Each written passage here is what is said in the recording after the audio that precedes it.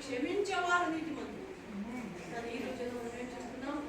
విశ్వాసం గొడవలే, సేవ గొడవలే, ఇంట్లో గొడవలే, వాళ్ళతో గొడవలే, చిన్న చిన్న విషయాలు పల్లెల్లో సామాన్యంగా జరుగుతుంటాయి. అవునా? పశువు వస్తుంటే ఇట్లా కలుపుకుంటూ కసువు ఆ పక్క పోతే ఆ ఇంటి దగ్గర వాళ్ళు కూడా నీళ్లు వాడుతుంటారు. బాత్రూమ్ నీళ్ళు ఏమో కడిగిన నీళ్ళు